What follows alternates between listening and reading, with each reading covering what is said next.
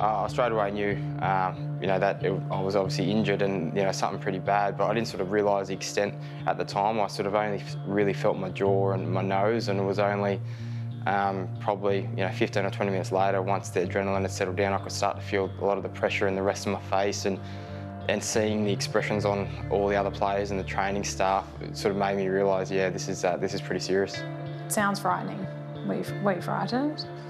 Yeah, there was a point there, when I knew that the ambulance was going to be there for a while, and I was really struggling to breathe because, again, all the blood from internally was rushing down the back of my throat, and it was a struggle to get the air in and out. So I knew that, if I worked myself up, I could be in big trouble.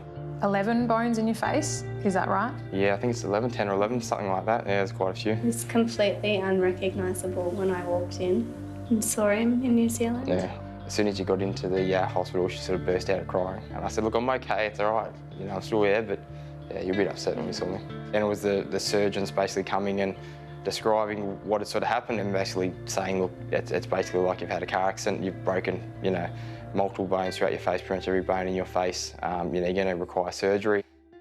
Whilst you always knew you wanted to come back, what was the recovery like, the mental side of that? I would say the mental side of it, so going out in public, like going out for dinners and things like that, that took a few weeks as well to be able to comfortably go out and do those sorts of things. I'd go out and see, even go down the road and see people I knew, and they were just, like, the reaction when they saw my face, like, you look completely different. So that made me not want to go out, and I just wanted to stay at home. Was that hard?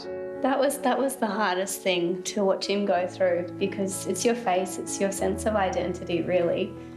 So to be able to not go out and face the world, that was really hard to watch. Did you have a conference, though, about maybe saying, like, hang up the boots, mate? Oh, yeah. Once I got over seeing the state of him, when I first walk in, I said, that's it, you're done, no more. Was that in the hospital in New Zealand? Yes, in the first 5 minutes, I think it was. I said okay, no worries, and then I said, oh, we'll see how I pull up after surgery, and then we'll just see when the... So he's slowly been slipping that in. We'll see. But meantime, he's lying there going, I'm so coming back. I wouldn't go through what I've gone through and go back and basically start from scratch and do another pre-season and do all that hard work if I didn't still love it and still want to do it.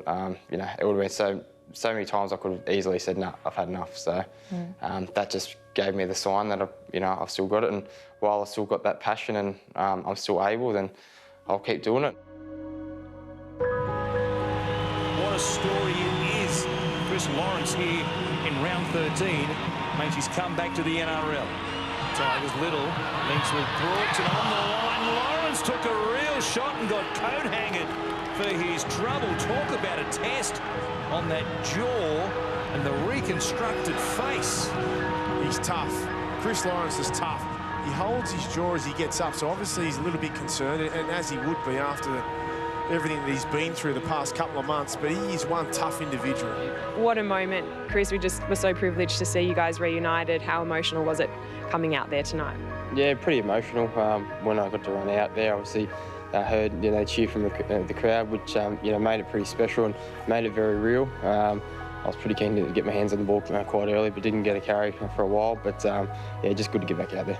All right, family, what was it like up in the stands watching on Catherine? You've got to admit it would have been pretty nerve-wracking. It was nerve-wracking, but we are just so extremely proud of him and what he has achieved tonight. So well done. Thank you.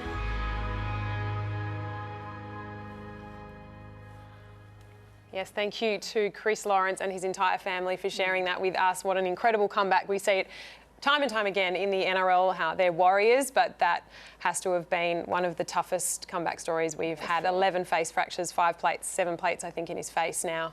But his rugby league journey continues.